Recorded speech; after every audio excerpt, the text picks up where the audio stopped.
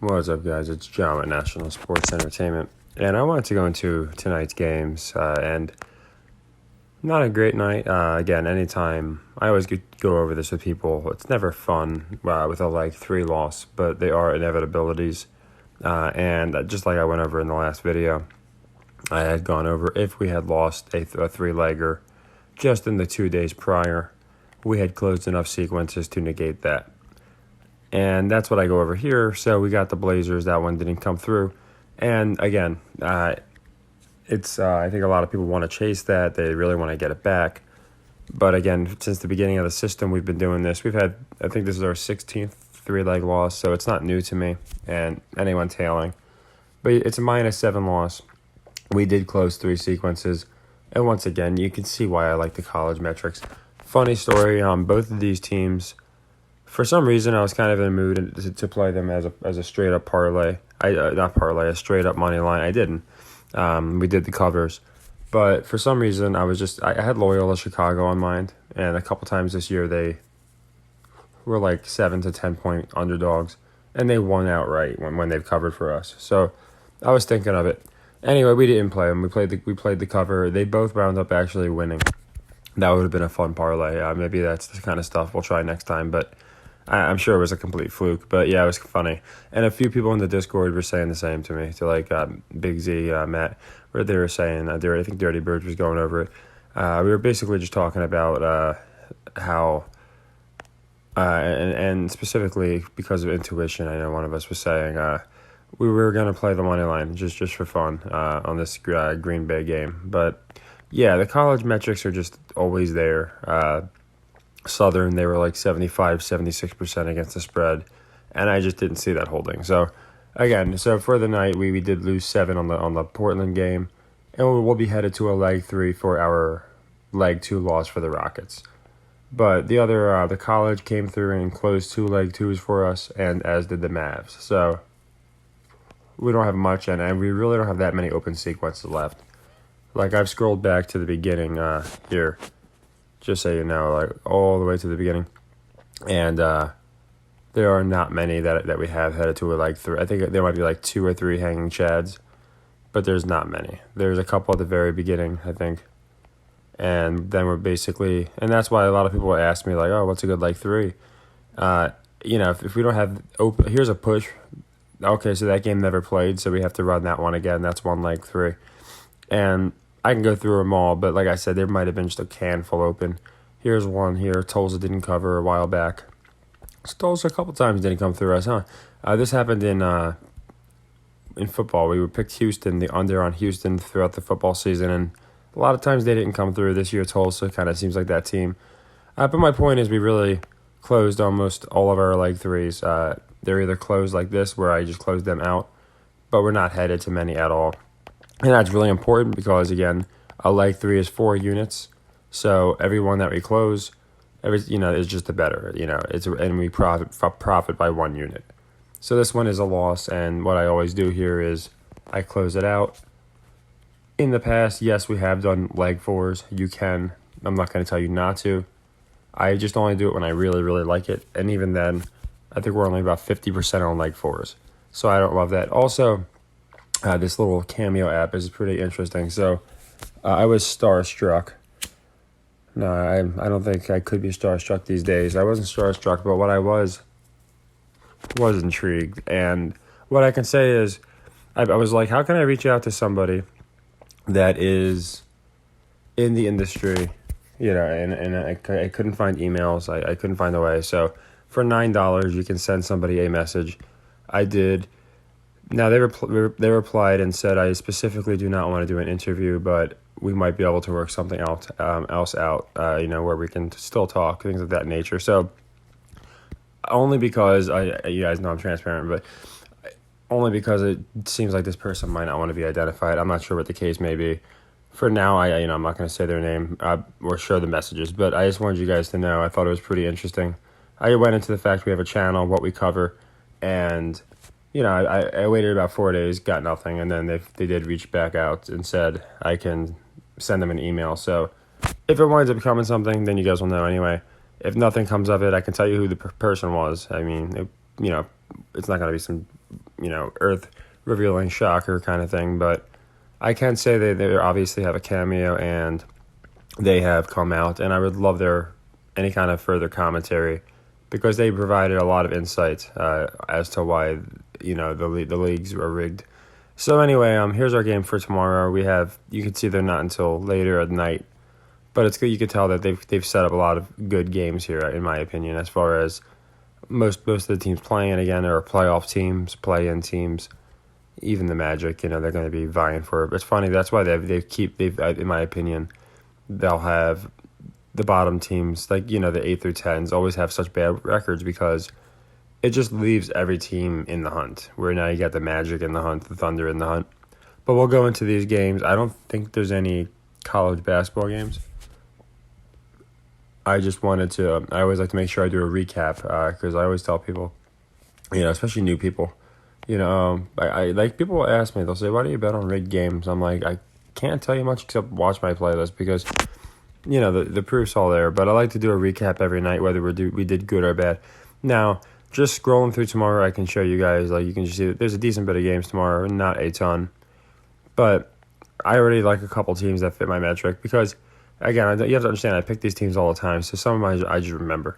So I know for a fact we're going to be betting the under on Toledo and probably the over on Kent State. There's just a quick preview, and again, I go over it because I think it's important. There's a couple people that'll actually say, oh, I noticed this team is this against the spread and this team is this. Is it a good play? They'll play it without me even noticing the game, and they'll wind up winning. What's funny is Louisville started the year something like in the 10% against the spread, and now they're not even in the bottom 10 against the spread. They're actually this 8-15 is actually relatively good compared to a lot of teams. But anyway, this is still one I would play as a leg one. Louisville covers Pittsburgh, and it's honestly one I would even look at and consider playing as a straight up money line, only because it's kind of reminded me of the game I just almost did it with Green Bay. But either way, I wouldn't, the money line, I really don't do them. So the cover is really what I'm playing here. The reason I'm showing you guys this is a lot of people ask me, how do you come to your decisions? I don't know the players on these teams. I don't know any of that stuff. I know certain teams are ridiculous. Now, it doesn't show you the over or under if you click on it, but I do happen to know Toledo has hit the over almost 80% of the time here. Just by looking at their points for and against, that'll probably give it away. 84 and 70. That's what the other team happens. So 84 and 77. So you can see that they're averaging 161 here. So it's just very interesting. 162 if you round it up. So 162 point is the average. So you have an over-under of 148. So another reason that I picked the under here is not just because historically they're not going to finish at the mid-80s in the percentile again on the over, but the public's going to look at this, see they score 84, their opponent scores 72. They're going to see that Toledo gives up a lot of points, and anyone that watches is going to know Toledo plays at this ridiculously fast. They do play like rockets. They fit the name. They play fast, and more people are probably going to take this over. So we go watch the line movement. I'm curious if this moves to like all the way to like 151 by the morning, or if it just, if for whatever reason it stays. But yeah, Toledo over. So these are why in my opinion, we hit at a 75-80% clip on college. It's because, I'm always I don't pass up on the college metrics, and it's the only one left. It is. College is the only sport left right now, college basketball. Even when the NFL was going on by week 16, the metric was kind of out the window. As far as teams being not within historical norms. So college is vitally important. And anyone that's been tailing me, that's been doing very good, has been playing all the college plays. So I just wanted to show you why I came to the decisions I do. That's why I don't play every single game. At the beginning of the year, we were playing VCU a lot. As you can see, they're now 11 and 12 against the spread. So this team that was, they were like probably 1-9 or something. You can see the streak they went on, and it happens all the time. That's another thing I noticed. It seems like once a team that hasn't lost against the spread loses once or twice, they'll lose a bunch of times. Here's one, UConn. see where they were against the spread a mere week ago or so. Now 14-9 is nice, but again, they were in the 90% for a very long time. And now you can see they're not even as good as Marquette against the spread. So it is very interesting, and I've noticed that. So that's another thing we're going to do. Once teams start hitting a spread like Tulsa, it is funny watching how they'll just keep hitting it like, for a while. And when they miss it like UConn, you'll see them drop for a while. And someone pointed that out too. They'll notice if a team like finally, say they're undefeated and they finally give up a cover, very often then in the next game, they wind up losing outright. That was brought up a while back, but just different college little tidbits. Again, I don't know anything about the teams. I don't know the analytics. I literally just know the analytics of the spreads. Teams we've played all year, and they've come through. Like I said, Tulsa's burned us a couple times, but Louisville's come through big for us a lot this year. Toledo, the under there has, because while it hits more often than it doesn't, we usually, again, we're playing 3 legs deep. We usually wind up closing them out, and they just can't continue at a pace where, for example, in my opinion, if Tulsa loses 3 more against the spread, and that's playing them as a leg 2-3, right? Leg 1, leg 2, leg 3. They would literally be defying history by such a ridiculous number. Like, if they finish where they are now, they're defying history. So that's why I like Tulsa. That's why I like certain teams. That's why here I like Louisville. It's not just because Louisville sucks against the spread. But if you look comparatively, Pittsburgh is very good against the spread, and they like to even these things out. So what better way than to have Louisville cover here? So that's why I pick these games. I wouldn't always play Louisville in this case, just because 30-something% is kind of normal. It's low, but it's still within historical norms. But the fact that Pittsburgh's so good, now they're a loss if Louisville doesn't cover, it pushes it to where Pittsburgh and Louisville are, now you got another you have a handful of teams pushing that historical norm. So that's the reason I like Louisville. It's because they're playing a team that's equally as good against the spread. And, same thing for all my other plays. I know it's kind of boring, but it's literally where you're going to make the most money. So, yeah, like I said, I do think at the least I'll be able to figure out something as far as getting, like I said, it's not like it's like Michael Jordan, but it just, this individual knows what we talk about. And I'm not sure I've ever done this type of thing before, but we'll see what, if there's something that could be worked out, that'd be really cool. Because I think it'd be nice to maybe, see a little more of how the sausage is made, and then we can kind of have a really cool idea. And it's the first time I've reached out to someone that's actually been, it's in the industry and knows how the sausage is made. So I'm hoping it works out. It'd be really cool. I just don't want to screw it up. Like, they didn't say not to, but I think, it's probably maybe etiquette just not to say, oh yeah, it's this person and here's what we said. So we'll see what happens. I think it'll be, at the very least, they might be able to provide a little more insight than we already know. Maybe stuff that was cut from interviews for a reason, stuff like that. Who knows?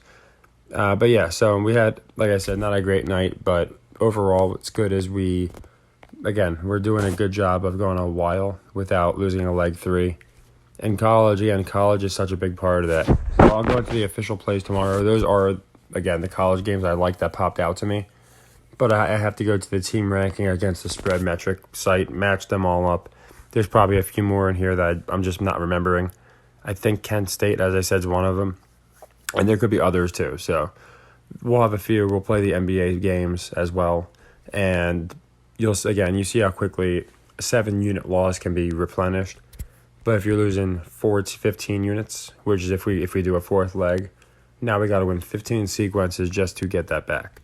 So it's just, from me trying it, not worth it. And, I've done like 4s before, and sometimes, you get it back. But moving on and just closing 7 new sequences, you get it back just as quick when we're playing no less than 10 plays a day. So I just wanted to go into that part because I know it's boring for the people that have been watching, but it's been heavily, heavily requested. People are asking me, how do you come to these picks? Why do you make this a leg 2, this a leg 3? What do you mean about against the spread? Well, that's what I mean. And the worse you are against the spread, the better chance you're going to be a leg 2 or 3. Again, not everyone. We went with the Blazers tonight. They lost. I thought the public would have been on the Bucks. So not every leg 3 is a college against the spread metric. But most of our leg 2 threes are going to be, again, teams that not only are a particular record against the spread, but if it also looks like a trap game too, I factor it all into that. But the spread is to me is what's very important. For example, Louisville would normally be a leg 1. The fact that Pittsburgh is also very good against the spread makes me want to make it a leg 2. So I can't really teach that. It's discretionary, but it's something that I think people can understand and say, oh, this team's 5% against the spread. He would definitely make this a leg 3, and a lot of people do that. Like I said, like tonight, they'll catch ones that like in my Discord, they'll this team is this against the spread 25%. Oh shit, yeah, let's play that. So that's always good, and that's why I made the Discord where people can help each other out, and that's what it's really all about. So take care, everybody, and happy earnings.